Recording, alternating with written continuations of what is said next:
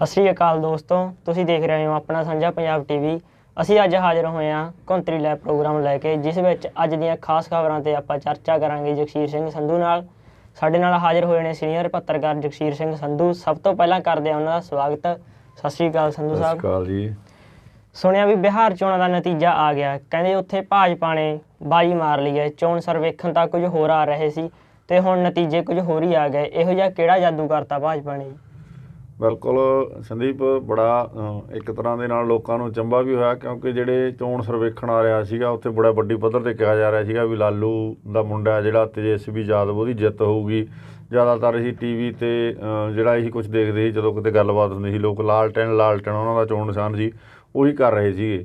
ਅਤੇ ਟੈਲੀਵਿਜ਼ਨਾਂ ਦੇ ਉੱਪਰ ਜਿਹੜੇ ਚੋਣ ਸਰਵੇਖਣ ਸੀ ਉਹ ਵੀ ਦਿਖਾ ਰਹੇ ਸੀਗੇ ਵੀ ਜਿਹੜਾ ਮਤਲਬ ਤੇਜਸਵੀ ਯਾਦਵ ਆ ਉਹ ਸਰਕਾਰ ਬਣਾਊਗਾ।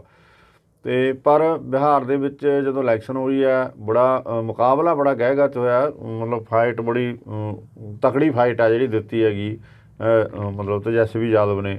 ਸੋ ਲੱਗਦਾ ਹੀ ਸੀਗਾ ਵੀ ਬਿਹਾਰ ਦੇ ਲੋਕਾਂ ਨੇ ਜਿਹੜਾ ਫੈਸਲਾ ਕੀਤਾ ਗਿਆ ਸ਼ਾਇਦ ਉਹ ਭਾਜਪਾ ਦੇ ਹੱਕ 'ਚ ਚਲਿਆ ਗਿਆ, ਕਿਉਂਕਿ ਭਾਜਪਾ ਨੂੰ ਬਹੁਤ ਵੱਡੀ ਪੱਧਰ 'ਤੇ ਉੱਪਰ ਜਿਹੜੀ ਸਫਲਤਾ ਮਿਲੀ ਆ। ਹਾਲਾਂਕਿ ਜਿਹੜੇ ਉੱਥੋਂ ਦੇ ਆਪਣੇ ਮੁੱਖ ਮੰਤਰੀ ਨੇਗੇ ਨਤੀਸ਼ ਕੁਮਾਰ, ਉਹਨਾਂ ਦਾ ਜਿਹੜਾ ਗ੍ਰਾਫ ਆ ਉਹ ਡਾਊਨਫਾਲ ਹੋ ਗਿਆ, ਉਹ ਕਾਫੀ ਥੱਲੇ ਚਲੇ ਗਿਆ। ਮਤਲਬ ਜਿਹੜੀ ਕਿਤੇ ਪਾਰਟੀ ਪਿਛਲੀ ਸਰਕਾਰ ਦੇ ਵਿੱਚ ਨੰਬਰ 1 ਸੀਗੀ, ਜਾਂ ਜਿਹੜੀ ਵੱਡੀ ਪਾਰਟੀ ਸੀ ਗੱਠਜੋੜ ਦੇ ਵਿੱਚ, ਪਹਿਲਾਂ ਵੀ ਦੇਖ ਲਾ ਜਿਹੜਾ ਉੱਥੇ ਗੱਠਜੋੜ ਸੀਗਾ ਭਾਜਪਾ ਦੇ ਨਾਲ ਨਤੀਸ਼ ਕੁਮਾਰ ਦਾ। ਸੋ ਪਹਿਲਾਂ ਨਤੀਸ਼ ਕੁਮਾਰ ਕੋਲ ਜ਼ਿਆਦਾ ਸੀਟਾਂ ਸੀਗੀਆਂ ਅਤੇ ਭਾਜਪਾ ਕੋਲ ਘੱਟ ਸੀਗੀਆਂ, ਪਰ ਐਤਕੀ ਭਾਜਪਾ ਕੋਲ ਸੀਟਾਂ ਜਿਹੜੀਆਂ ਵੱਧ ਗਈਆਂ ਨੇਗੀਆਂ ਅਤੇ ਮਤਲਬ ਜਿਹੜੀਆਂ ਨਤੀਸ਼ ਕੁਮਾਰ ਕੋਲ ਸੀਟਾਂ ਨੇ ਉਹ ਘੱਟ ਗਈਆਂ ਨੇਗੀਆਂ। ਫਿਰ ਵੀ ਬਹੁਤ ਵੱਡੀ ਮਤਲਬ ਜਿਹੜੀ ਫਾਈਟਾਂ ਹੋਈ ਆ। ਹਾਲਾਂਕਿ ਜਿਹੜੀ ਤੇਜਸਵੀ ਯਾਦਵ ਦੀ ਪਾਰਟੀ ਆ ਉਹ ਕਹਿ ਰਹੀ ਹੈ ਕਿ ਚੋਣਾਂ ਦੇ ਵਿੱਚ ਧਾਂਦਲੀ ਹੋਈ ਹੈਗੀ, ਉਹ ਵੱਧ ਸੀਟਾਂ ਜਿੱਤਦੇ ਸੀ, ਉਹਨਾਂ ਨੂੰ ਧੱਕੇ ਨਾਲ ਹਰਾਇਆ ਗਿਆ। ਇਹ ਵੀ ਕਿਹਾ ਜਾ ਰਿਹਾ ਹੈਗਾ ਵੀ ਸਾਡੇ ਬੰਦਿਆਂ ਨੂੰ ਪਹਿਲਾਂ ਡਿਕਲੇਅਰ ਕਰ ਦਿੱਤਾ ਸੀਗਾ ਅਤੇ ਉਦੋਂ ਬਾਅਦ ਜਿਹੜਾ ਮੁੱਖ ਮੰਤਰੀ ਦਫ਼ਤਰੋਂ ਅਜਿਹੀਆਂ ਗੱਲਾਂ ਹੋਈਆਂ ਨੇ ਜਿਹਦੇ ਕਰਕੇ ਮਤਲਬ ਜਿਹੜਾ ਜ਼ਿਲ੍ਹਾ ਪ੍ਰਸ਼ਾਸਨ ਹੈ ਉਹਨੇ ਸਾਡੇ ਜਿੱਤੇ ਹੋਏ ਬੰਦਿਆਂ ਨੂੰ ਬਾਅਦ ਦੇ ਵਿੱਚ ਹਰਾ ਦਿੱਤਾ ਹੈਗਾ। 243 ਸੀਟਾਂ ਦੇ ਵਿੱਚੋਂ NDA ਦੇ ਖਾਤੇ 125 ਸੀਟਾਂ ਗਈਆਂ, ਜਦੋਂ ਕਿ ਜਿਹੜਾ ਕਿ ਮਹਾਗਠਜੋੜ ਬਣਿਆ ਸੀਗਾ, ਜਿਹਦੇ ਵਿੱਚ ਕਾਂਗਰਸ ਅਤੇ ਇਹ ਜਿਹੜਾ ਲਾਲੂ ਪ੍ਰਸਾਦ ਦੀ ਪਾਰਟੀ ਹੈਗੀ, ਇਹ ਸਾਰੇ ਇਕੱਠੇ ਹੋਏ ਸੀਗੇ, ਜਿਹਨੂੰ ਅਸੀਂ RJD ਕਹਿੰਦੇ ਹੈਗੇ। ਅਤੇ ਇਹ ਮਤਲਬ ਇਹਨਾਂ ਨੂੰ ਜਿਹੜੀਆਂ ਸੀਟਾਂ ਨੇਗੀਆਂ ਉਹ 111 ਜਿਹੜੀਆਂ ਮਿਲੀਆਂ ਨੇਗੀਆਂ ਸਾਰਿਆਂ ਨੂੰ, ਜਿਹਦੇ ਵਿੱਚ ਕਾਮਰੇਡ ਵੀ ਆਉਂਦੇ ਨੇ ਕੁਝ। ਸੋ ਪਰ ਗੱਲ ਇਹ ਰਹੀ ਹੈ ਵੀ ਭਾਜਪਾ ਦੇ ਖਾਤੇ 74 ਸੀਟਾਂ ਗਈਆਂ ਅਤੇ ਇਹਦੇ ਮੁਕਾਬਲੇ ਜਿਹੜਾ RJD ਹੈ, ਲਾਲੂ ਪ੍ਰਸਾਦ ਯਾਦਵ ਦੀ ਪਾਰਟੀ ਹੈ ਜਿਹੜੀ, ਉਹਦਾ ਮੁੰਡਾ ਜਿਹੜਾ ਤੇਜਸਵੀ ਜਿਹਨੂੰ ਲੀਡ ਕਰ ਰਿਹਾ ਸੀਗਾ, ਨਵਾਂ ਮੁੰਡਾ, ਨੌਜਵਾਨ ਮੁੰਡਾ ਹੈਗਾ, ਬੜਾ ਧੂਆਂਧਾਰ ਪ੍ਰਚਾਰ ਕੀਤਾ ਉਹਨੇ ਪਿਛਲੇ ਸਮੇਂ ਦੌਰਾਨ, ਉਹ 76 ਸੀਟਾਂ ਜਿੱਤ ਗਿਆ। ਭਾਜਪਾ ਤੋਂ 2 ਸੀਟਾਂ ਉਹਦੀਆਂ ਵੱਧ ਨੇ। ਵੱਡੀ ਪਾਰਟੀ ਹੈ ਮਤਲਬ ਜਿਹੜੀ ਲਾਲੂ ਵਾਲੀ ਪਾਰਟੀ ਆ ਉੱਥੇ ਉੱਭਰ ਕੇ ਆਈ ਹੈਗੀ। ਅਤੇ ਕਾਂਗਰਸ ਨੂੰ 19 ਸੀਟਾਂ ਮਿਲੀਆਂ ਨੇ। ਇਸੇ ਤਰ੍ਹਾਂ ਜਿਹੜੇ ਕਾਮਰੇਡ ਨੇ, ਜਿਹਨੂੰ ਅਸੀਂ ਲੈਫਟ ਕਹਿ ਦਿੰਦੇ ਹਾਂ, ਖੱਬੇ ਪੱਖੀ ਨੇਗੇ, ਕਮਿਊਨਿਸਟ ਧਿਰਾਂ ਨੇ, ਉਹਨਾਂ ਨੂੰ 16 ਸੀਟਾਂ ਮਿਲੀਆਂ ਨੇਗੀਆਂ। ਅਤੇ ਇੱਥੇ ਇੱਕ ਹੋਰ ਬੜੀ ਵੱਡੀ ਗੱਲ ਹੋਈ ਹੈ ਵੀ ਜਿਹੜਾ ਓਵੈਸੀ ਆ ਕੇ, ਜਿਹਨੇ ਪਹਿਲੀ ਵਾਰ ਇੱਥੇ ਚੋਣ ਲੜੀ ਸੀਗੀ, ਉਹਦੀ ਪਾਰਟੀ ਨੇ, ਉਹ ਵੀ 4 ਸੀਟਾਂ ਜਿੱਤਣ ਦੇ ਵਿੱਚ ਸਫਲ ਹੋਇਆ ਗਾ। ਸੋ ਇੱਧਰ ਜੇ ਆਪਾਂ ਗੱਲ ਕਰਦੇ ਹਾਂਗੇ ਜਿਹੜਾ JDU ਹੈ, ਜਿਹੜਾ ਮਤਲਬ ਨਤੀਸ਼ ਕੁਮਾਰ ਵਾਲਾ, ਉਹਨੂੰ 43 ਸੀਟਾਂ ਮਿਲੀਆਂ ਨੇ, ਅਤੇ ਜਦੋਂ ਕਿ ਭਾਜਪਾ ਕੋਲ 74 ਸੀਟਾਂ ਨੇ। ਸੋ ਵੱਡੀ ਪਾਰਟੀ ਹੈ ਜਿਹੜੀ ਭਾਜਪਾ ਬਣ ਗਈ ਹੈਗੀ। ਅਤੇ ਕੁਝ ਮਤਲਬ ਇੱਥੇ ਇਹ ਵੀ ਹੈ ਵੀ ਕੁਝ ਆਜ਼ਾਦ ਉਮੀਦਵਾਰ ਵੀ ਜਿੱਤੇ ਨੇਗੇ। ਬੜੀ ਤਕੜੀ ਟੱਕਰ ਹੈ ਜਿਹੜੀ ਉਹ ਹੋਈ ਹੈ। ਇੱਕ ਇਹ ਵੀ ਗੱਲ ਇਹਨਾਂ 'ਚ ਦੇਖਣ ਨੂੰ ਮਿਲੀ ਹੈਗੀ ਵੀ ਜਿੱਥੇ ਇਹ ਬੜੀ ਵੱਡੀ ਪੱਧਰ 'ਤੇ ਗੱਲ ਇਹ ਚੱਲਦੀ ਆ ਰਹੀ ਸੀਗੀ ਵੀ ਪੂਰੇ ਦੇਸ਼ ਦੇ ਵਿੱਚ ਮੋਦੀ ਦੀ ਲਹਿਰ ਹੈਗੀ, ਅਤੇ ਨਰਿੰਦਰ ਮੋਦੀ ਇੱਕ ਤਰ੍ਹਾਂ ਦਾ ਇਸ ਤਰ੍ਹਾਂ ਜਿੱਤ ਦਾ ਪ੍ਰਤੀਕ ਹੀ ਬਣ ਕੇ ਖੜ ਗਿਆ ਸੀ ਵੀ ਜਿੱਥੇ ਜਾਂਦਾ ਅਤੇ ਹਾਰਨ ਵਾਲੀ ਗੱਲ ਨਹੀਂ। ਉੱਥੇ ਇੱਕ ਨਵੇਂ ਮੁੰਡੇ ਨੇ ਮਤਲਬ ਨਤੀਸ਼ ਵਰਗੇ ਘਾਗ ਸਿਆਸਤਦਾਨ ਨੂੰ ਅਤੇ ਜਿਹੜੀ ਟੱਕਰ ਦਿੱਤੀ ਹੈ ਨਰਿੰਦਰ ਮੋਦੀ ਨੂੰ ਬਿਹਾਰ ਦੇ ਵਿੱਚ, ਉਹ ਵਾਕਈ ਕਾਬਲੇ ਤਾਰੀਫ ਆ। ਔਰ ਆਉਣ ਵਾਲੇ ਸਮੇਂ ਦੇ ਵਿੱਚ ਉਹਦਾ ਜਿਹੜਾ ਅਸਰ ਹੈ ਉਹ ਹੋਰ ਮੁਲਕ ਦੇ ਵਿੱਚ ਵੀ ਜਾਊਗਾ।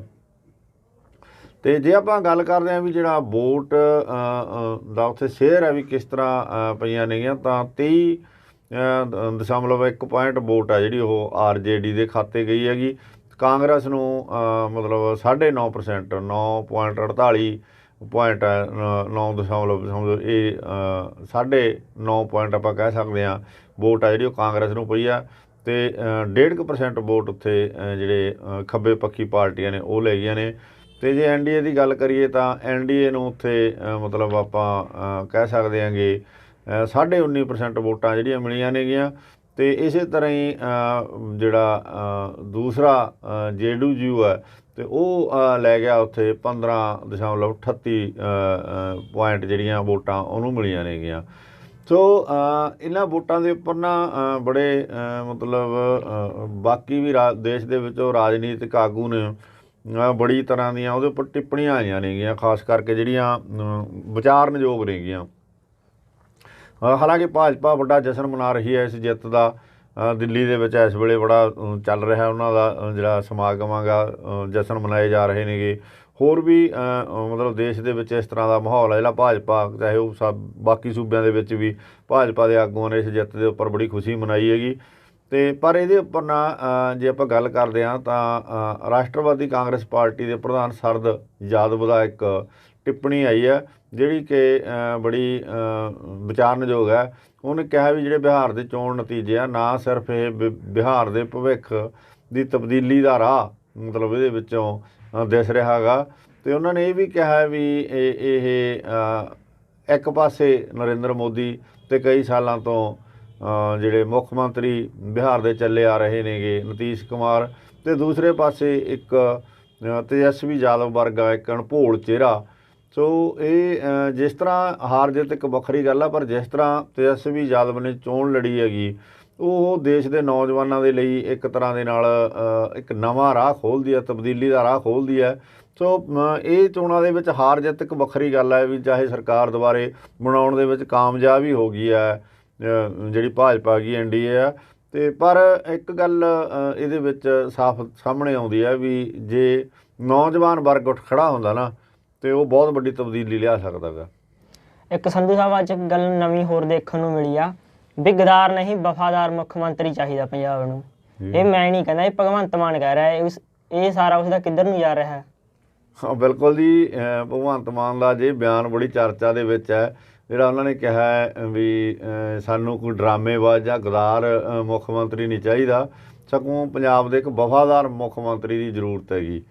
ਇਹਦੇ ਉੱਪਰ ਜੇ ਆਪਾਂ ਕਰਦੇ ਹਾਂ, ਤੁਸੀਂ ਇਸ਼ਾਰੇ ਦੀ ਗੱਲ ਕੀਤੀ ਹੈ, ਸੰਦੀਪ ਸਿੱਧਾ ਇਸ਼ਾਰਾ ਕੈਪਟਨ ਅਮਰਿੰਦਰ ਸਿੰਘ ਵੱਲ ਹੈ ਕਿਉਂਕਿ ਮੁੱਖ ਮੰਤਰੀ ਇਸ ਵੇਲੇ ਕੈਪਟਨ ਅਮਰਿੰਦਰ ਸਿੰਘ ਆ ਤੇ ਅਮਰਿੰਦਰ ਸਿੰਘ ਦੇ ਉੱਪਰ ਹੀ ਇਹ ਜਿਹੜੇ ਤੀਰ ਹੈ ਇਹ ਭਗਵੰਤ ਮਾਨ ਨੇ ਛੱਡਿਆ। ਭਗਵੰਤ ਮਾਨ ਇੱਕ ਕਮੇਡੀਅਨ ਹੈ, ਖਾਸ ਕਰਕੇ ਉਹ ਵਿਅੰਗ ਦੇ ਵਿੱਚ ਜਿਹੜੀ ਗੱਲ ਕਹਿੰਦਾ ਉਹਦੇ ਗੱਲ ਕਹਿਣ ਦਾ ਇੱਕ ਵੱਖਰਾ ਹੀ ਅੰਦਾਜ਼ ਹੈ, ਹਰ ਗੱਲ ਨੂੰ ਉਹ ਆਪਣੇ ਢੰਗ ਨਾਲ ਕਰਦਾ ਹੈਗਾ।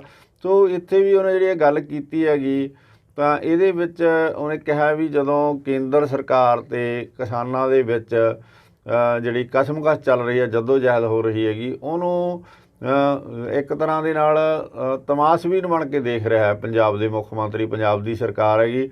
ਤੇ ਉਹਦੇ ਵਿੱਚ ਭਰਮ ਪੈਦਾ ਕੀਤੇ ਜਾ ਰਹੇ ਹੈਗੇ, ਉਹਨੂੰ ਹੱਲ ਕਰਨ ਵੱਲ ਨਹੀਂ ਤੁਰਿਆ ਜਾਂਦਾ। ਉਹ ਕਹਿੰਦੇ ਵੀ ਲੜਾਈ ਇਕੱਲੀ ਕਿਸਾਨਾਂ ਦੀ ਨਹੀਂ ਤੇ ਇਹ ਮਤਲਬ ਪੰਜਾਬ ਦੀ ਪੂਰੇ ਦੀ ਲੜਾਈ ਹੈਗੀ। ਸੋ ਇਸ ਤਰ੍ਹਾਂ ਉਹਨਾਂ ਨੇ ਕਿਹਾ ਵੀ ਤਮਾਸ਼ਬੀਨ ਬਣ ਕੇ ਜਿਸ ਤਰ੍ਹਾਂ ਦੀ ਚੱਲਿਆ ਜਾ ਰਿਹਾ ਹੈਗਾ ਕੈਪਟਨ ਅਮਰਿੰਦਰ ਸਿੰਘ ਵੱਲੋਂ, ਸੋ ਇਹ ਕਿਸਾਨੀ ਜਿਹੜਾ ਘੋਲ ਆ ਉਹਨੂੰ ਕਮਜ਼ੋਰ ਕਰ ਸਕਦੇ ਆ ਤੇ ਉਹਨੂੰ ਗੁੰਮਰਾਹ ਕਰ ਰਿਹਾ ਭਗਵੰਤ ਮਾਨ ਦਾ ਕਹਿਣਾ ਗਾ। ਤੇ ਉਹਨਾਂ ਨੇ ਇੱਥੇ ਕਿਹਾ ਵੀ ਅਜੇ ਤੱਕ ਪ੍ਰਧਾਨ ਮੰਤਰੀ ਤਾਂ ਦੂਰ ਦੀ ਗੱਲ ਹੈ, ਕਿਸੇ ਕੇਂਦਰੀ ਰੇਲ ਮੰਤਰੀ ਜਾਂ ਗ੍ਰਹਿ ਮੰਤਰੀ ਨਾਲ ਵੀ ਪੰਜਾਬ ਦੇ ਮੁੱਖ ਮੰਤਰੀ ਕੈਪਟਨ ਅਮਰਿੰਦਰ ਸਿੰਘ ਨੇ ਕੋਈ ਮੁਲਾਕਾਤ ਨਹੀਂ ਕੀਤੀ ਇਸ ਮਸਲੇ ਨੂੰ ਲੈ ਕੇ, ਅਜੇ ਤੱਕ ਉਹ ਮਿਲੇ ਨਹੀਂ ਹੈਗੇ।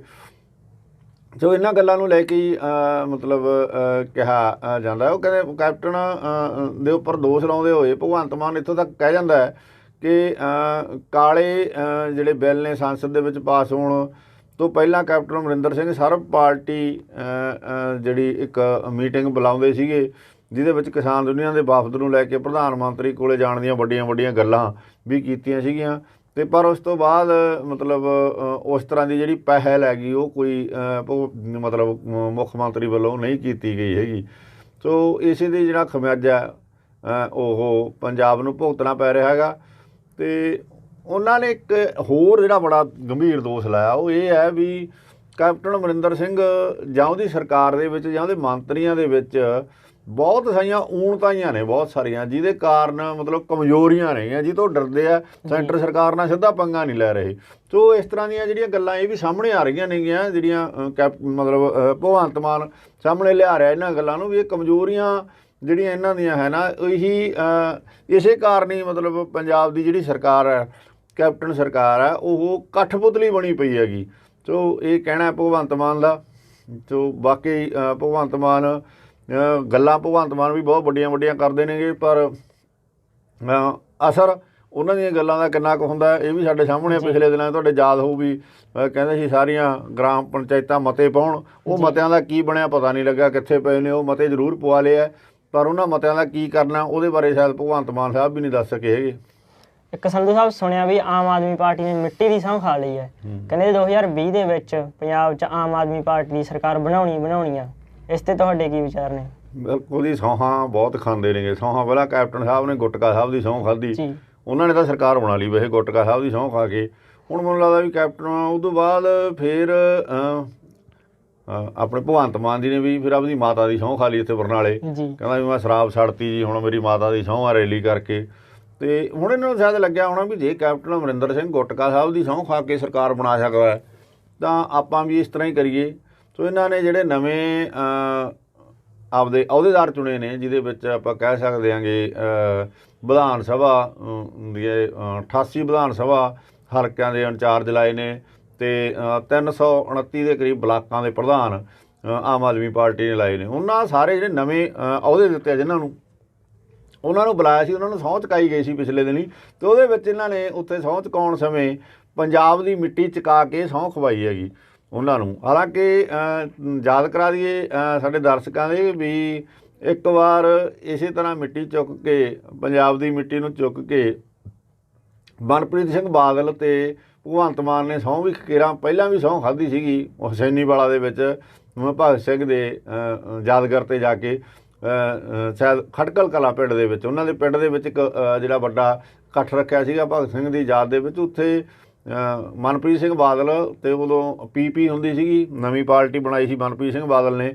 ਅਤੇ ਭਗਵੰਤ ਮਾਨ ਜੀ ਉਹਨਾਂ ਦੇ 2 ਨੰਬਰ ਦੇ ਆਗੂ ਸੀ, ਸਿਪਾ ਸਲਾਰ ਸੀ, ਵੱਡੇ ਸੈਨਾਪਤੀ ਸੀਗੇ। ਸੋ ਇਹਨਾਂ ਨੇ ਵੀ ਉਦੋਂ ਵੀ ਪੰਜਾਬ ਦੀ ਮਿੱਟੀ ਦੀ ਚੱਕ ਕੇ ਇਸ ਤਰ੍ਹਾਂ ਸਹੁੰ ਖਾਧੀ ਸੀਗੀ। ਉਦੋਂ ਕਹਿੰਦੇ ਵੀ ਅਸੀਂ ਨਿਜ਼ਾਮ ਬਦਲ ਦਿਆਂਗੇ, ਪਰ ਹੁਣ ਫਰਕ ਇਹ ਪੈ ਗਿਆ ਵੀ ਹੁਣ ਪੰਜਾਬ ਦੀ ਮਿੱਟੀ ਚੱਕ ਕੇ ਇਹ ਕਹਿ ਰਹੇ ਆ ਵੀ 2022 ਦੇ ਵਿੱਚ ਅਸੀਂ ਪੰਜਾਬ ਦੇ ਵਿੱਚ ਜਿਹੜੀ ਸਰਕਾਰ ਆ ਉਹ ਬਣਾਉਣੀ ਆ, ਚਾਹੇ ਕੁਛ ਹੋ ਜੇ, ਤਾਂ ਅਸੀਂ ਇਹ ਜਿਹੜੀ ਸਰਕਾਰ ਆ ਬਣਾਵਾਂਗੇ, ਇਹਦੇ ਲਈ ਵੱਡੀ ਪੱਧਰ ਦੇ ਉੱਪਰ ਲੋਕਾਂ ਤੱਕ ਜਾਵਾਂਗੇ। ਹਾਲਾਂਕਿ ਹੁਣ ਪੰਜਾਬ ਦੇ ਜਿਹੜੇ ਹਾਲਾਤ ਨੇ ਉਹ ਵੱਖਰੀ ਤਰ੍ਹਾਂ ਦੇ ਹੋ ਚੁੱਕੇ ਨੇਗੇ। ਪੰਜਾਬ ਤਾਂ ਸੰਘਰਸ਼ ਦੇ ਰਾਹ 'ਚ ਹੈ, ਸੰਘਰਸ਼ ਦੇ ਮੈਦਾਨ 'ਚ ਹੈ, ਸੰਘਰਸ਼ ਦੇ ਪਿੜ 'ਚ ਹੈ। ਪੰਜਾਬ ਦਾ ਜੇ ਕਹਿ ਦਈਏ ਕਿਸਾਨੀ ਤੋਂ ਬਿਨਾਂ ਪੰਜਾਬ ਨੂੰ ਚਿਤਵਣਾ ਜਾਂ ਪੰਜਾਬ ਦੀ ਗੱਲ ਕਰਨਾ ਵੀ ਗਵਾਰਾ ਨਹੀਂ ਹੈ, ਜਾਂ ਉਸ ਗੱਲ ਨੂੰ ਅਸੀਂ ਬਹੁਤੀ ਅਹਿਮੀਅਤ ਨਹੀਂ ਦੇ ਸਕਦੇ ਕਿਸਾਨਾਂ ਤੋਂ ਬਿਨਾਂ ਪੰਜਾਬ ਦੀ ਗੱਲ ਕਰਨ ਨੂੰ। ਸੋ ਜਿਹੜੀ ਪੰਜਾਬ ਦੀ ਕਿਸਾਨੀ ਆ ਉਹਦਾ ਬੱਚਾ ਬੱਚੀ ਇਸ ਵੇਲੇ ਰੇਲਵੇ ਲਾਈਨਾਂ 'ਤੇ ਜਾਂ ਰੇਲਵੇ ਸਟੇਸ਼ਨਾਂ ਦੇ ਬਾਹਰ ਬੈਠੇ ਨੇਗੇ, ਟੋਲ ਪਲਾਜ਼ਿਆਂ 'ਤੇ ਬੈਠੇ ਨੇ। ਅਜੇ ਪਤਾ ਨਹੀਂ ਜਿਸ ਤਰ੍ਹਾਂ ਦਾ ਅਜੇ ਚੱਲ ਰਿਹਾ ਪ੍ਰੋਸੈਸ ਵੀ ਆ ਜਿਹੜਾ 13 ਵਾਲੀ ਮੀਟਿੰਗ ਹੋਣੀ ਆ ਉਹਦੇ ਵਿੱਚ ਕੀ ਹੋਣਾ ਗਾ, ਉਦੋਂ ਬਾਅਦ ਸੰਘਰਸ਼ ਦਾ ਕੀ ਰਾਹ ਬਣੂਗਾ, ਇਹ ਅਜੇ ਆਉਣ ਵਾਲਾ ਸਮਾਂ ਦੱਸੂਗਾ। ਪਰ ਉਹ ਜਿਵੇਂ ਕਹਿੰਦੇ ਹੁੰਦੇ ਵੀ ਪਿੰਡ ਉੱਜੜਿਆ ਜਾਵੇ ਅਤੇ ਕਮਲੀ ਨੂੰ ਚਰਖਾ ਕੱਤਣ ਦੀ ਬਣੀ ਹੈ, ਅਤੇ ਇਹਨਾਂ ਨੂੰ ਇਹ ਲੱਗੀ ਜਾਂਦਾ ਵੀ ਹੁਣ ਛੇਤੀ ਸਰਕਾਰ ਬਣਾ ਲਈਏ। ਇਹਨਾਂ ਨੇ ਹੁਣ ਪਿਛਲੇ ਸਮੇਂ ਦੌਰਾਨ ਯੂਥ ਦੀ ਜਿਹੜੀ ਜ਼ਿੰਮੇਵਾਰੀ ਆ ਉਹ ਮੀਤ ਹੇਅਰ ਅਤੇ ਇੱਕ ਅਨਮੋਲ ਗਗਨਮਾਨ ਹੈ ਜਿਹੜੀ ਗਾਉਣ ਵਾਲੀ ਕੁੜੀ ਸੀ, ਗਾਉਂਦੀ ਸੀ ਪਹਿਲਾਂ, ਬਾਅਦ ਦੇ ਵਿੱਚ ਉਹਨੇ ਆਪਣਾ ਪ੍ਰੋਫੈਸ਼ਨ ਛੱਡ ਕੇ ਹੁਣ ਉਹ ਆਮ ਆਦਮੀ ਪਾਰਟੀ ਦੇ ਵਿੱਚ ਸ਼ਾਮਲ ਹੋਈ ਸੀ। ਪਰ ਉਸ ਨੂੰ ਵੱਡੀ ਜ਼ਿੰਮੇਵਾਰੀ ਜਿਹੜੀ ਉਹ ਦੇ ਦਿੱਤੀ ਗਈ ਹੈਗੀ, ਅਤੇ ਉਹ ਵੀ ਵੱਡੀਆਂ ਗੱਲਾਂ ਉਹਦੇ ਬੀਬੀ ਵੱਲੋਂ ਵੀ ਕੀਤੀਆਂ ਜਾ ਰਹੀਆਂ ਨੇਗੀਆਂ। ਸੋ ਦੇਖਦੇ ਹਾਂ ਆਮ ਆਦਮੀ ਪਾਰਟੀ ਦਾ ਜਿਹੜਾ ਕਿਸ ਤਰ੍ਹਾਂ ਦਾ ਇਹਨਾਂ ਦਾ ਸਿਸਟਮ ਆ ਔਰ ਕਿਸ ਤਰ੍ਹਾਂ ਇਹ ਲੋਕਾਂ ਦੇ ਵਿੱਚ ਵਿਚਰਦੀ ਹੈਗੀ। ਅਤੇ ਵੈਸੇ ਇਹਨਾਂ ਹਾਲਾਤਾਂ ਦੇ ਵਿੱਚ ਇਹੋ ਜਿਹੀਆਂ ਗੱਲਾਂ ਕਰਨੀਆਂ, ਸਰਕਾਰ ਬਣਾਉਣ ਦੀਆਂ ਗੱਲਾਂ ਕਰਨੀਆਂ ਬਹੁਤੀ ਕੋਈ ਵਧੀਆ ਜਾਂ ਸਿਆਣਪ ਵਾਲੀ ਗੱਲ ਨਹੀਂ ਹੈ ਜੀ। ਇੱਕ ਸੰਧੂ ਸਾਹਿਬ ਕਹਿੰਦੇ ਕੈਪਟਨ ਅਮਰਿੰਦਰ ਸਿੰਘ ਨੇ CBI 'ਤੇ ਰੋਕ ਲਗਾ ਦਿੱਤੀ, ਕੀ ਹੁਣ ਪੰਜਾਬ 'ਚ CBI ਕੈਪਟਨ ਨੂੰ ਪੁੱਛ ਕੇ ਚੱਲੇਗੀ? ਹਾਂ ਬਿਲਕੁਲ, CBI ਨੂੰ ਜਦੋਂ ਗੱਲ ਹੁੰਦੀ ਹੈ ਨਾ CBI ਨੂੰ ਵੈਸੇ ਵੀ ਪਿਛਲੇ ਸਮੇਂ ਦੌਰਾਨ ਵੀ ਸੰਦੀਪ ਚਰਚਾ ਚੱਲਦੀ ਰਹੀ ਹੈ ਵੀ CBI ਨੂੰ ਕਿਹਾ ਜਾਂਦਾ ਵੀ ਕੇਂਦਰ ਦਾ ਤੋਤਾ ਗਾ। ਕੇਂਦਰ ਸਰਕਾਰ ਨੇ ਜਦੋਂ ਕਿਸੇ 'ਤੇ ਸਕੰਜਾ ਕੱਸਣਾ ਹੁੰਦਾ ਕਿਸੇ ਆਗੂ 'ਤੇ, ਤਾਂ ਉਹਦੇ ਮਗਰ CBI ਨੂੰ ਲਗਾ ਦਿੱਤਾ ਜਾਂਦਾ ਗਾ। ਸੋ ਪੰਜਾਬ ਦੇ ਵਿੱਚ ਜਿਸ ਤਰ੍ਹਾਂ ਹੁਣ ਪੰਜਾਬ ਸਰਕਾਰ ਦੀ ਤੁਸੀਂ ਪਹਿਲਾਂ ਆਪਾਂ ਗੱਲ ਕਰਕੇ ਹਟੇ ਆਂਗੇ ਵੀ ਕੈਪਟਨ ਸਾਹਿਬ ਦੀ ਜ਼ਿਕਰ ਆਇਆ ਗਾ ਪੰਜਾਬ ਤੇ ਜਾਂ ਕਿਸਾਨੀ ਸੰਘਰਸ਼ ਦੀ ਗੱਲ ਆਈ ਆ ਜਾਂ ਕੈਪਟਨ ਸਾਹਿਬ ਨੇ ਮਤਲਬ ਬਿੱਲ ਜਿਹੜੇ ਉਹ ਕਾਨੂੰਨ ਹੈ ਉਹਨਾਂ ਦੇ ਖਿਲਾਫ ਮਤਲਬ ਵਿਧਾਨ ਸਭਾ ਦੇ ਵਿੱਚ ਮਤੇ ਪਾ ਦਿੱਤੇ ਆ।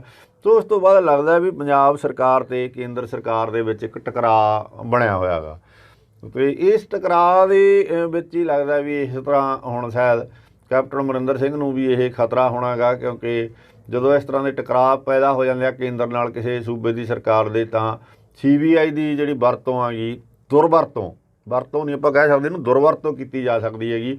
ਸੋ ਉਸ ਦੁਰਵਰਤੋਂ ਤੋਂ ਡਰਦਿਆਂ ਹੀ ਸ਼ਾਇਦ ਕੈਪਟਨ ਨੇ ਜਿਹੜੀ ਇਹ ਕੇਂਦਰੀ ਜਾਂਚ ਬਿਊਰੋ ਹੈ ਉਹਦੇ CBI ਦੇ ਜਿਹੜੇ ਭਰਕ ਉਤਰੇ ਨੇਗੇ ਅਤੇ ਇਹ ਇੱਕ ਵੱਡਾ ਝਟਕਾ ਜਿਹੜਾ ਇਹ ਦਿੱਤਾ ਗਾ। ਇਹਦੇ ਨਾਲ ਮਤਲਬ ਪਹਿਲਾਂ ਵੀ ਯਾਦ ਕਰਾਂ ਤੁਹਾਨੂੰ ਹੋਰ ਕਈ ਸੂਬਿਆਂ ਦੇ ਵਿੱਚ ਵੀ ਹੋ ਚੁੱਕਿਆ ਹੈਗਾ ਇਸ ਤਰ੍ਹਾਂ, ਮਹਾਰਾਸ਼ਟਰ, ਆਂਧਰਾ ਪ੍ਰਦੇਸ਼ ਅਤੇ ਪੱਛਮੀ ਬੰਗਾਲ, ਅਤੇ ਉਹਨਾਂ ਸੂਬਿਆਂ ਦੇ ਵਿੱਚ ਵੀ ਇਸ ਤਰ੍ਹਾਂ ਦੇ ਜਿਹੜੇ ਫੈਸਲੇ ਉੱਥੋਂ ਦੀਆਂ ਸਰਕਾਰਾਂ ਨੇ ਕੀਤੇ ਗਏ ਹੈਗੇ। ਸੋ ਇਹ ਹੁਣ ਲੱਗਦਾ ਇਹੀ ਸੀ ਜਿਸ ਤਰ੍ਹਾਂ ਵੀ ਆਪਣੇ ਵਿਰੋਧੀਆਂ ਦੀ ਬਾਂਹ ਮਰੋੜਨ ਦੇ ਲਈ ਜਿਹੜੀ ਮੋਦੀ ਸਰਕਾਰ ਆ ਉਹ CBI ਦੀ ਦੁਰਵਰਤੋਂ ਕਰੂਗੀ, ਅਤੇ ਇਸ ਤਰ੍ਹਾਂ ਕਰਕੇ ਹੀ ਇਹ ਜਿਹੜੇ ਰਾਜ ਗੈਰ ਭਾਜਪਾ ਦੇ ਰਾਜ ਨੇ, ਜਿੱਥੇ ਮਤਲਬ ਭਾਜਪਾ ਤੇ ਐਂਟੀ ਜਾਂ ਕਾਂਗਰਸ ਦਾ ਜਾਂ ਕਿਸੇ ਹੋਰ ਪਾਰਟੀ ਦੇ ਰਾਜ ਨੇ, ਉਹਨਾਂ ਰਾਜਾਂ ਦੇ ਵਿੱਚ ਉੱਥੋਂ ਦੀਆਂ ਸਰਕਾਰਾਂ ਨੇ ਇਸ ਤਰ੍ਹਾਂ ਦੇ ਜਿਹੜੇ ਫੈਸਲੇ ਕੀਤੇ ਆ ਵੀ ਜੇ CBI ਕਿਸੇ ਵੀ ਕੇਸ ਦੇ ਵਿੱਚ ਕਿਸੇ ਆਗੂ ਨੂੰ ਜਾਂ ਕਿਸੇ ਬਿਊਰੋਕਰੇਟ ਨੂੰ ਆ ਕੇ ਪੁੱਛਗਿੱਛ ਕਰਨੀ ਚਾਹੁੰਦੀ ਆ ਤਾਂ ਉਹਦੇ ਲਈ ਸਰਕਾਰ ਦੀ ਇਜਾਜ਼ਤ ਲੈਣੀ ਜ਼ਰੂਰੀ ਹੈਗੀ। ਸੋ ਇਹ ਦੂਸਰਾ ਝਟਕਾ ਜਿਹੜਾ ਆਪਾਂ ਕਹਿ ਸਕਦੇ ਹਾਂ ਵੀ ਕੈਪਟਨ ਅਮਰਿੰਦਰ ਸਿੰਘ ਵੱਲੋਂ ਜਿਹੜਾ ਕੇਂਦਰ ਸਰਕਾਰ ਨੂੰ ਦਿੱਤਾ ਗਿਆ। ਪਹਿਲਾਂ ਕਾਲੇ ਕਾਨੂੰਨਾਂ ਦੇ ਖਿਲਾਫ ਵਿਧਾਨ ਸਭਾ ਦੇ ਵਿੱਚ ਮਤਾ ਲਿਆਂਦਾ ਗਿਆ, ਅਤੇ ਹੁਣ ਇਹ ਦੂਸਰਾ ਜਿਹੜਾ ਝਟਕਾ ਗਾ ਇਹ ਦਿੱਤਾ ਗਿਆ ਗਾ ਕੈਪਟਨ ਅਮਰਿੰਦਰ ਸਿੰਘ ਵੱਲੋਂ ਕਿ ਇਹ ਇਸ ਤਰ੍ਹਾਂ ਮਤਲਬ ਜਿਹੜੀ ਕੇਂਦਰ ਦੀ ਇਹ ਏਜੰਸੀ ਹੈਗੀ ਇਹ ਕਿਸੇ ਵੀ ਲੀਡਰਾਂ ਦੇ ਉੱਪਰ ਜਾਂ ਅਫਸਰਾਂ ਦੇ ਉੱਪਰ, ਬਿਊਰੋਕਰੇਟਾਂ ਦੇ ਉੱਪਰ ਜਾਂ ਖਾਸ ਕਰਕੇ ਕਾਂਗਰਸ ਦੇ ਆਗੂ ਆ, ਸਰਕਾਰ ਵਿਚਲੇ ਜਿਹੜੇ ਮਤਲਬ ਲੋਕ ਨੇ, ਮੰਤਰੀ ਨੇਗੇ ਜਾਂ ਹੋਰ ਨੇ, ਉਹਨਾਂ ਦੇ ਉੱਪਰ ਕਿਸੇ ਤਰ੍ਹਾਂ ਦਾ ਦਬਾਅ ਇਸ ਤਰ੍ਹਾਂ ਦਾ ਨਾ ਪਾ ਸਕੇ। ਸੋ ਇਹ ਉਸ ਦੇ ਲਈ ਜਿਹੜਾ ਕੈਪਟਨ ਅਮਰਿੰਦਰ ਸਿੰਘ ਵੱਲੋਂ ਸਰਕਾਰ ਵੱਲੋਂ ਇਹ ਜਿਹੜਾ ਲਿਆਂਦਾ ਗਿਆ। ਪਹਿਲਾਂ ਵੀ ਆਪਾਂ ਜੇ ਗੱਲ ਕਰੀਏ ਵੀ ਇਸ ਤਰ੍ਹਾਂ ਦੀ ਬਿਨਾਂ ਕੈਪਟਨ ਨੇ ਰਾਜ ਸਰਕਾਰ ਦੀ ਇਜਾਜ਼ਤ ਤੋਂ ਬਿਨਾਂ ਕਿਸੇ ਵੀ ਸੂਬੇ ਵਿੱਚ ਕਾਰਵਾਈ ਨਾ ਕਰਨ ਸੰਬੰਧੀ ਜਿਹੜਾ ਦਿੱਲੀ ਵਿਸ਼ੇਸ਼ ਪੁਲਿਸ ਐਕਟ ਹੈ 1946 ਉਹਦੀ ਧਾਰਾ 25 ਦੇ ਤਹਿਤ ਲੋੜੀਂਦਾ ਨੋਟੀਫਿਕੇਸ਼ਨ ਹੈ ਜਿਹੜਾ ਉਹ ਜਾਰੀ ਕੀਤਾ ਗਾ। ਸੋ ਇਹ ਜਿਹੜੇ ਕਿ ਆਪਣੇ ਮੁੱਖ ਸਕੱਤਰ ਨੇਗੇ ਇਸ ਵੇਲੇ, ਵਧੀਕ ਮੁੱਖ ਸਕੱਤਰ ਨੇਗੇ ਪੰਜਾਬ ਸਰਕਾਰ ਦੇ ਅਨੁਰਾਗ ਅਗਰਵਾਲ, ਉਹਨਾਂ ਦੇ ਦਸਤਖਤਾਂ ਹੇਠ ਇਹ ਜਿਹੜਾ ਨੋਟੀਫਿਕੇਸ਼ਨ ਹੈਗਾ ਇਹ 6 ਨਵੰਬਰ ਨੂੰ ਜਾਰੀ ਕੀਤਾ ਗਿਆ ਸੀਗਾ। ਅਤੇ ਇਹਦੇ ਵਿੱਚ ਰਾਜ ਸਰਕਾਰ ਦੇ ਸੀਨੀਅਰ ਅਧਿਕਾਰੀਆਂ ਨੇ ਇਹਦੇ ਸੰਬੰਧੀ ਦੱਸਿਆ ਕਿ ਜਿਹੜੀ ਸੂਬਾ ਸਰਕਾਰ ਵੱਲੋਂ CBI ਨੂੰ ਕਾਰਵਾਈ ਕਰਨ ਦੀ ਆਮ ਸਹਿਮਤੀ ਦਿੱਤੀ ਹੋਈ ਹੈ, ਜਿਸ ਤਹਿਤ ਨੋਟੀਫਿਕੇਸ਼ਨ ਰਾਹੀਂ ਉਹ ਜਿਹੜੀ ਆਮ ਸਹਿਮਤੀ ਦਿੱਤੀ ਹੋਈ ਸੀ ਇਸ ਨੋਟੀਫਿਕੇਸ਼ਨ ਦੇ ਰਾਹੀਂ ਉਹਨੂੰ ਵਾਪਸ ਲੈ ਲਿਆ। ਇਸ ਤਰ੍ਹਾਂ ਦੀ ਕਾਰਵਾਈ ਦੇਸ਼ ਦੇ 7 ਸੂਬਿਆਂ ਦੇ ਵਿੱਚ, ਜਿਸ ਤਰ੍ਹਾਂ ਆਪਾਂ 3-4 ਸੂਬਿਆਂ ਦਾ ਤੁਹਾਨੂੰ ਜ਼ਿਕਰ ਕੀਤਾ, ਕੁਝ ਹੋਰ ਵੀ ਸੂਬੇ ਨੇ ਜਿੱਥੇ ਗੈਰ ਭਾਜਪਾਈ ਸਰਕਾਰਾਂ ਚੱਲਦੀਆਂ ਨੇ, 7 ਸੂਬਿਆਂ ਦੇ ਵਿੱਚ ਇਸ ਤਰ੍ਹਾਂ ਦੇ ਜਿਹੜੇ ਨੋਟੀਫਿਕੇਸ਼ਨ ਆ ਉਹ ਜਾਰੀ ਕੀਤੇ ਜਾ ਚੁੱਕੇ ਨੇ। ਇੱਕ ਸੰਧੂ ਸਾਹਿਬ, ਦਿੱਲੀ ਕਮੇਟੀ ਦੇ ਪ੍ਰਧਾਨ ਮਨਜਿੰਦਰ ਸਿੰਘ ਸਿਰਸਾ ਦੇ ਵੀ ਪਰਚਾ ਹੋ ਗਿਆ ਹੈ। ਉੱਧਰੋਂ ਵੋਟਾਂ ਨੇੜੇ ਆ ਗਈਆਂ, ਇੱਧਰ ਸਿਰਸਾ ਸਾਹਿਬ ਘੇਰੇ ਗਏ ਨੇ, ਦਿੱਲੀ 'ਚ ਬਾਦਲ ਦਾ ਕੀ ਬਣੂ ਹੁਣ?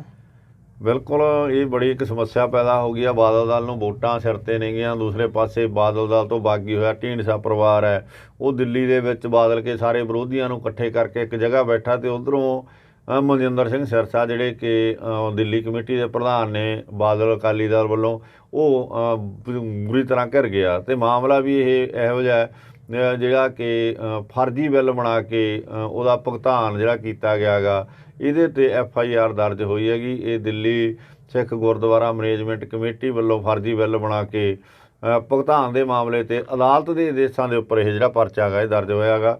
ਕਮੇਟੀ ਦੇ ਪ੍ਰਧਾਨ ਮਨਜਿੰਦਰ ਸਿੰਘ ਸਿਰਸਾ ਦੇ ਉੱਪਰ ਇਹ ਜਿਹੜੀ FIR ਦਰਜ ਹੋਈ ਹੈਗੀ, ਅਤੇ 21 ਨਵੰਬਰ ਨੂੰ ਅਦਾਲਤ ਦੇ ਵਿੱਚ ਇਸ ਕੇਸ ਸੰਬੰਧੀ ਸੁਣਵਾਈ ਹੋਣੀ ਹੈਗੀ। ਅਤੇ ਕਿਹਾ ਗਿਆ ਵੀ ਇਹ ਜਿਹੜਾ ਇੱਕ ਮਤਲਬ ਆਪਣਾ ਪੱਖ ਆ ਉੱਥੇ ਰੱਖਣਗੇ, ਅਤੇ ਇਹਨਾਂ ਨੇ ਜਿਹੜੇ ਫਰਜ਼ੀ ਬਿੱਲ ਬਣਾ ਕੇ ਮਤਲਬ ਉਹਨਾਂ ਦਾ ਭੁਗਤਾਨ ਹੈ ਜਿਹੜਾ ਉਹ ਗੁਰੂ ਕੀ ਗੋਲਕ ਦੇ ਵਿੱਚੋਂ ਕਹਿ ਸਕਦੇ ਅਸੀਂ ਕਰ ਦਿੱਤਾ ਗਿਆ ਗਾ।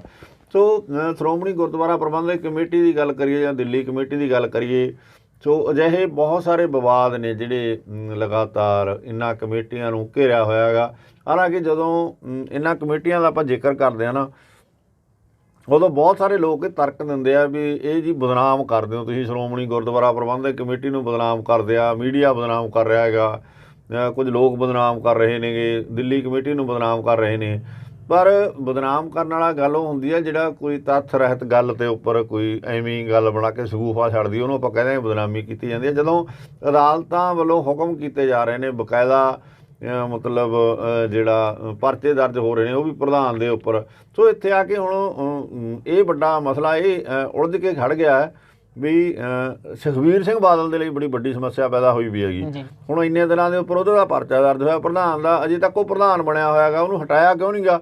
ਇਹ ਗੱਲ ਦਾ ਜਵਾਬ ਸੁਖਬੀਰ ਸਿੰਘ ਬਾਦਲ ਨੂੰ ਦੇਣਾ ਪਊਗਾ, ਕਿਉਂਕਿ ਜੇ ਸੁਖਬੀਰ ਨਹੀਂ ਤਾਂ ਫਿਰ ਇਹ ਮੰਨਿਆ ਜਾਊਗਾ ਵੀ ਇਹ ਜਿਹੜੀ ਚੋਰੀਆਂ ਚਾਰੀਆਂ ਹੋ ਰਹੀਆਂ ਨੇ, ਚੋਰੀ ਹੋਈ ਇਹੋ ਜਿਹੇ ਫਰਜ਼ੀ ਬਿੱਲ ਬਣਾ ਕੇ ਉਹਦਾ ਭੁਗਤਾਨ ਪਾਉਣਗੇ ਗੁਰੂ ਕੀ ਗੋਲਕ ਦੇ ਵਿੱਚੋਂ। ਸੋ ਇਹ ਚੋਰੀਆਂ ਨੂੰ ਫਿਰ ਤਾਂ ਇਹ ਵੀ ਮੰਨਿਆ ਜਾਣਾ ਵੀ ਉੱਪਰੋਂ ਸਹਿ ਆ। ਜੇ ਉਹਨਾਂ ਨੇ ਆਪਣੇ ਅਕਸ ਨੂੰ ਇਸ ਤੋਂ ਬਚਾਉਣਾ ਹੈਗਾ ਤਾਂ ਸੁਖਬੀਰ ਸਿੰਘ ਬਾਦਲ ਨੂੰ ਇਮੀਡੀਏਟਲੀ ਇਹ 'ਤੇ ਐਕਸ਼ਨ ਲੈਣਾ ਚਾਹੀਦਾ ਸੀ। ਹੁਣ ਤਾਂ ਦੇਰ ਹੋ ਚੁੱਕੀ ਹੈਗੀ ਪਰ ਇਹ ਫੈਸਲਾ ਹੋਣ 'ਤੇ, ਪਰ ਉਸੇ ਸਮੇਂ ਜਿਸ ਸਮੇਂ ਅਜਿਹੇ ਕੋਈ ਦੋਸ਼ ਕਿਸੇ ਸੰਸਥਾ ਦੇ, ਐਡੀ ਵੱਡੀ ਸੰਸਥਾ ਦੇ ਲੱਗਦੇ ਆ, ਕਿਉਂਕਿ ਬਦਨਾਮੀ ਉਹ ਲੋਕ ਕਰ ਰਹੇ ਨੇ ਹੁਣ ਜਿਹੜੇ ਮਤਲਬ ਜਦੋਂ ਐਡੇ ਵੱਡੇ ਦੋਸ਼ ਲੱਗਦੇ ਆ ਅਤੇ ਉਹਨਾਂ ਨੂੰ ਦੋਸ਼ਾਂ ਵਾਲੇ ਲੋਕਾਂ ਨੂੰ ਫਿਰ ਉਹਨਾਂ ਅਹੁਦਿਆਂ ਦੇ ਉੱਪਰ ਹੀ ਬਹਾਈ ਰੱਖਣਾ ਉਹ ਵੱਡੇ ਦੋਸ਼ਾਂ ਵਾਲੀ ਗੱਲ ਹੈਗੀ। ਤਾਂ ਸੁਖਬੀਰ ਸਿੰਘ ਬਾਦਲ ਨੂੰ ਤੁਰੰਤ ਲਾ ਦੇਣਾ ਚਾਹੀਦਾ ਸੀ, ਕਿਸੇ ਹੋਰ ਬੰਦੇ ਨੂੰ ਬਣਾ ਦੇਣਾ ਚਾਹੀਦਾ ਸੀਗਾ। ਸੋ ਇਹ ਇੱਕ ਬੜੀ ਸਮੱਸਿਆ ਪੈਦਾ ਹੋ ਗਈ ਹੈਗੀ ਹੋਰ ਢੰਗ ਦੀ। ਸੰਧੂ ਸਾਹਿਬ, ਕੀ ਹੁਣ 13 ਨਵੰਬਰ ਨੂੰ ਕੇਂਦਰ ਸਰਕਾਰ ਤੇ ਕਿਸਾਨਾਂ ਵਿੱਚ ਕੋਈ ਸਮਝੌਤਾ ਹੋ ਜਾਵੇਗਾ? ਬਿਲਕੁਲ ਇਹਦੀ ਆਸ ਤਾਂ ਬੱਝੀ ਹੈਗੀ ਸੰਦੀਪ, ਕਿਉਂਕਿ ਜਿਸ ਤਰ੍ਹਾਂ ਸਰਕਾਰ ਨੇ ਪਹਿਲਾਂ ਕਿਸਾਨ ਗਏ ਉਦੋਂ ਗੱਲਬਾਤ ਨਹੀਂ ਕੀਤੀ, ਹੁਣ ਖੁਦ ਸਰਕਾਰ ਨੇ ਕਿਹਾ ਜਾਂਦਾ ਵੀ ਪੰਜਾਬ ਭਾਜਪਾ ਦੇ ਆਗੂ ਆ ਜਿਹੜੇ ਉਹਨਾਂ ਨੇ ਜਾ ਕੇ ਆਪਦੇ ਕੇਂਦਰ ਦੇ ਵੱਡੇ ਆਗੂਆਂ ਕੋਲੇ ਹਾਲ ਦਵਾਈ ਪੀਤੀ ਹੈ ਵੀ ਤੁਸੀਂ ਪੰਜਾਬ ਦੇ ਵਿੱਚ ਇਹ ਮਸਲਾ ਗੰਭੀਰ ਹੁੰਦਾ ਤੁਰਿਆ ਜਾਂਦਾ, ਇਹਨੂੰ ਸੁਲਝਾਓ ਕਿਸੇ ਤਰ੍ਹਾਂ, ਇਹ ਗਲਤ ਹੋ ਰਿਹਾ ਕੰਮ। ਅਤੇ ਇਹ ਖਾਸ ਕਰਕੇ ਸਰਜੀਤ ਕੁਮਾਰ ਜਿਆਣੀ ਦਾ ਰੋਲ ਦੱਸਿਆ ਜਾਂਦਾ ਵੀ ਸਰਜੀਤ ਕੁਮਾਰ ਜਿਆਣੀ ਪ੍ਰੈਸ ਦੇ ਵਿੱਚ ਵੀ ਆ ਗਏ ਇਸ ਮਾਮਲੇ ਨੂੰ ਲੈ ਕੇ, ਅਤੇ ਉਹਨਾਂ ਦੀ ਜਿਹੜੀ ਹੁਣ ਕੇਂਦਰੀ ਰੱਖਿਆ ਮੰਤਰੀ ਰਾਜਨਾਥ ਸਿੰਘ ਦੇ ਘਰ ਉਹਨਾਂ ਨਾਲ ਗੱਲਬਾਤ ਹੋਈ ਹੈਗੀ, ਅਤੇ ਉਹਦੇ ਵਿੱਚ ਇਹ ਫੈਸਲਾ ਹੋਇਆ ਵੀ 3 ਜਿਹੜੇ ਮੰਤਰੀ ਨੇ ਭਾਜਪਾ ਦੇ, ਜਿਹਦੇ ਵਿੱਚ ਰੱਖਿਆ ਮੰਤਰੀ ਰਾਜਨਾਥ ਸਿੰਘ ਅਤੇ ਉਹਦੇ ਨਾਲ ਜਿਹੜਾ ਖੇਤੀਬਾੜੀ ਮੰਤਰੀ ਨਰਿੰਦਰ ਤੋਮਰ ਅਤੇ ਇਹਦੇ ਨਾਲ ਹੀ ਰੇਲਵੇ ਮੰਤਰੀ ਪਿਊਸ਼ ਗੋਇਲ, ਇਹ ਤਿੰਨੇ ਮੰਤਰੀ ਬੈਠਣਗੇ ਔਰ ਉਹਨਾਂ ਨੇ ਬਕਾਇਦਾ ਜਿਹੜਾ ਸੱਦਾ ਪੱਤਰ ਹੈ ਇਹ ਕਿਸਾਨ ਜਥੇਬੰਦੀਆਂ ਨੂੰ ਭੇਜਤਾ ਹੈ। ਕਿਸਾਨ ਜਥੇਬੰਦੀਆਂ ਨੇ ਵੀ ਕੱਲ੍ਹ ਮੈਨੂੰ ਲੱਗਦਾ ਵੀ ਇਸ ਦੇ ਉੱਪਰ ਮੀਟਿੰਗ ਬੁਲਾਈ ਹੋਈ ਹੈਗੀ, ਅਤੇ ਇਹ ਉਸ ਤੋਂ ਬਾਅਦ ਫੈਸਲਾ, ਕਿਉਂਕਿ ਕਿਸਾਨ ਜਥੇਬੰਦੀਆਂ ਸਦਾ ਹੀ ਪਹਿਲਾਂ ਤੋਂ ਹੀ ਕਹਿੰਦੀਆਂ ਆਈਆਂ ਵੀ ਉਹ ਗੱਲਬਾਤ ਤੋਂ ਨਹੀਂ ਭੱਜਦੇ, ਮਾਮਲਾ ਦਾ ਗੱਲਬਾਤ ਨਾਲ ਹੀ ਹੱਲ ਹੋਣਾ ਗਾ। ਸੋ ਚੰਗੀ ਪਹਿਲ ਹੈ ਜੀ, ਸਰਕਾਰ ਨੇ ਬੁਲਾਏ ਨੇਗੇ। ਸੋ ਮਨਸ਼ਾ ਸਰਕਾਰ ਦੀ ਕੀ ਹੈਗੀ ਇਹ ਦੇਖਣ ਵਾਲੀ ਗੱਲ ਹੈ, ਕਿਉਂਕਿ ਕਿਸਾਨਾਂ ਨੇ ਰੇਲਵੇ ਟਰੈਕ ਆ ਜਿਹੜੇ ਉਹ ਖਾਲੀ ਕੀਤੇ ਹੋਏ ਨੇ ਸਰਕਾਰ ਦੇ ਕਹਿਣ 'ਤੇ, ਪਰ ਕੇਂਦਰ ਸਰਕਾਰ ਨੇ ਅਜੇ ਤੱਕ ਗੱਡੀਆਂ ਨਹੀਂ ਚਲਾਈਆਂ ਹੈਗੀਆਂ। ਸੋ ਇਹ ਗੱਲਾਂ ਜਿਹੜੀਆਂ ਕਿਤੇ ਨਾ ਕਿਤੇ ਜਿਹੜੀ ਸਰਕਾਰ ਦੀ ਮਨਸ਼ਾ ਨੂੰ ਦਿਖਾਉਂਦੀਆਂ ਨੇ ਵੀ ਉਹ ਉਸ ਤਰ੍ਹਾਂ ਦਾ ਮਾਹੌਲ ਪੈਦਾ ਨਹੀਂ ਅਜੇ ਕਰ ਰਹੀ ਕਿ ਇਸ ਮਾਮਲੇ ਨੂੰ ਖ਼ਤਮ ਕੀਤਾ ਜਾਵੇ। ਅਤੇ ਅੱਜ 42 ਦਿਨ ਹੋ ਗਏ ਨੇ ਕਿਸਾਨਾਂ ਨੂੰ ਲਗਾਤਾਰ ਡਟੇ ਹੋਇਆਂ ਨੂੰ, ਪੱਕੇ ਮੋਰਚੇ ਆ ਜਿਹੜੇ ਉਹ ਰੇਲਵੇ ਸਟੇਸ਼ਨਾਂ ਦੇ ਬਾਹਰ ਆ ਜਿਹੜੇ ਚੱਲ ਰਹੇ ਨੇਗੇ। ਸੋ ਕਿਸਾਨਾਂ ਨੂੰ ਲੱਗ ਹੀ ਰਿਹਾ ਵੀ ਕਿਸਾਨਾਂ ਨੂੰ ਅਜੇ ਵੀ ਸੰਦੀਪ ਲੱਗਦਾ ਵੀ ਸ਼ਾਇਦ ਇਹ ਜਿਹੜਾ ਮਾਮਲਾ ਹੈ ਸੁਲਝ ਜੂਗਾ ਜਾਂ ਨਹੀਂ ਸੁਲਝ ਜੂਗਾ, ਇਸ ਕਰਕੇ ਉਹਨਾਂ ਨੇ ਆਪਣਾ ਜਿਹੜਾ ਸੰਘਰਸ਼ ਆ ਉਹ ਬਰਾਬਰ ਜਾਰੀ ਰੱਖਿਆ ਹੋਇਆ, ਉਹਨੂੰ ਹਜੇ ਹਟਾਉਣ ਦੀ, ਉਹਨੂੰ ਉਠਾਉਣ ਦੀ ਕੋਈ ਗੱਲ ਕਿਸਾਨ ਜਥੇਬੰਦੀਆਂ ਨੂੰ ਆਈ। ਉਹਨਾਂ ਨੇ ਕਿਹਾ ਵੀ ਸਾਡਾ ਜਿਹੜਾ ਅੰਦੋਲਨ ਹੈਗਾ ਇਹ ਪੂਰੀ ਤਰ੍ਹਾਂ ਉਸੇ ਤਰ੍ਹਾਂ ਜਾਰੀ ਰਹੂ ਜਿਸ ਤਰ੍ਹਾਂ ਪਹਿਲਾਂ ਚੱਲਦਾ ਆ ਰਿਹਾ ਹੈਗਾ। ਸੋ ਦੇਖਦੇ ਆ 13 ਨੂੰ ਕੀ ਬਣਦਾ। ਆਸ ਸਾਰੇ ਪੰਜਾਬ ਨੂੰ ਆ ਵੀ ਇਹ ਬਹੁਤ ਚਿਰ ਹੋ ਗਿਆ ਲਮਕਦੇ ਨੂੰ ਮਾਮਲਾ, ਕਿੰਨੇ ਦਿਨ ਹੋ ਗਏ ਅੱਜ, ਮਤਲਬ 1.5 ਮਹੀਨਾ ਤਕਰੀਬਨ ਹੋ ਚੁੱਕਿਆ ਲੋਕਾਂ ਨੂੰ ਜਿਹੜਾ ਘਰਾਂ ਤੋਂ ਨਿਕਲੇ ਧਰਨਿਆਂ ਦੇ ਵਿੱਚ ਬੈਠੇ ਨੇ ਲਗਾਤਾਰ, ਬੀਬੀਆਂ ਬੱਚੇ ਜਿਹੜੇ ਧਰਨਿਆਂ 'ਤੇ ਬੈਠੇ ਨੇਗੇ, ਉਹ ਟੋਲ ਪਲਾਜ਼ਿਆਂ 'ਤੇ ਮੌਲਾਂ ਦੇ ਬਾਹਰ ਬੈਠੇ ਨੇਗੇ, ਰਿਲਾਇੰਸ ਦੇ ਪੰਪਾਂ 'ਤੇ ਬੈਠੇ ਨੇ, ਇਹਦੇ ਨਾਲ ਹੀ ਉਹ ਜੇ ਆਪਾਂ ਗੱਲ ਕਰਦੇ ਹਾਂ ਤਾਂ ਰੇਲਵੇ ਸਟੇਸ਼ਨਾਂ ਦੇ ਬਾਹਰ ਬੈਠੇ ਨੇ। ਹੁਣ ਪਹਿਲਾਂ ਲਾਈਨਾਂ 'ਤੇ ਹੀ, ਫਿਰ ਪਲੇਟਫਾਰਮਾਂ 'ਤੇ ਆ ਗਏ, ਅੱਜ ਕੱਲ੍ਹ ਬਾਹਰ ਧਰਨੇ ਲੱਗੇ ਹੋਏ ਨੇਗੇ। ਸੋ ਦੇਖਦੇ ਹਾਂ ਇਹ ਜਿਹੜੀ ਮੀਟਿੰਗ ਹੈ ਇਹਦੇ ਵਿੱਚ ਕੀ ਹੁੰਦਾ। ਪਰ ਦਿੱਲੀ ਵਾਲੀ ਮੀਟਿੰਗ ਤੋਂ ਪਹਿਲਾਂ ਇੱਥੇ ਦੱਸ ਦਈਏ ਕਿ 12 ਤਰੀਕ ਨੂੰ ਭਾਵ ਕੱਲ੍ਹ ਨੂੰ ਕਿਸਾਨ ਜਥੇਬੰਦੀਆਂ ਨੇ ਵੀ ਇੱਕ ਚੰਡੀਗੜ੍ਹ ਦੇ ਵਿੱਚ ਆਪਣੀ ਮੀਟਿੰਗ ਹੈ ਜਿਹੜੀ ਬੁਲਾਈ ਹੈਗੀ, ਅਤੇ ਉਹਦੇ ਵਿੱਚ ਜਿਹੜਾ ਫੈਸਲਾ ਕੀ ਕਰਦੇ ਨੇ, ਕਿਉਂਕਿ ਸੱਦਾ ਦਾ ਪ੍ਰਵਾਨ ਕਰ ਲਿਆ, ਇਹ ਗੱਲ ਤਾਂ ਯਕੀਨੀ ਹੈ ਵੀ ਕਿਸਾਨ ਜਥੇਬੰਦੀਆਂ 13 ਵਾਲੀ ਮੀਟਿੰਗ ਦੇ ਵਿੱਚ ਆਪਣੇ ਨੁਮਾਇੰਦੇ ਜ਼ਰੂਰ ਭੇਜਣੀਆਂ ਜਾਣਗੇ, ਪਰ ਉੱਥੇ ਗੱਲ ਕਿਸ ਕਰਵਟ ਬੈਠਦੀ ਹੈ ਇਹ ਤਾਂ ਹਜੇ ਇਹਦੇ ਬਾਰੇ ਕੁਝ ਨਹੀਂ ਕਿਹਾ ਸਕਦਾ, ਆਉਣ ਵਾਲਾ ਸਮਾਂ ਹੀ ਦੱਸੂਗਾ ਜੀ। ਸੋ ਦੋਸਤੋ, ਇਹ ਸਨ ਅੱਜ ਦੀਆਂ ਕੁਝ ਖਾਸ ਖਬਰਾਂ ਜਿਨ੍ਹਾਂ ਤੇ ਬਹੁਤ ਹੀ ਵਿਸਥਾਰ ਨਾਲ ਚਾਨਣਾ ਪਾਇਆ। ਕੱਲ ਫਿਰ ਮਿਲਦੇ ਹਾਂ ਕਿਸੇ ਨਵੇਂ ਮਸਲੇ ਤੇ, ਕਿਸੇ ਨਵੇਂ ਮੁੱਦੇ ਤੇ। ਤੁਸੀਂ ਦੇਖਦੇ ਰਹੋ ਆਪਣਾ ਸਾਂਝਾ ਪੰਜਾਬ ਟੀਵੀ। ਨਾਨਕ ਨਾਮ ਚੜ੍ਹਦੀ ਕਲਾ, ਤੇਰੇ ਪਾਣੀ ਸਰੋਤ।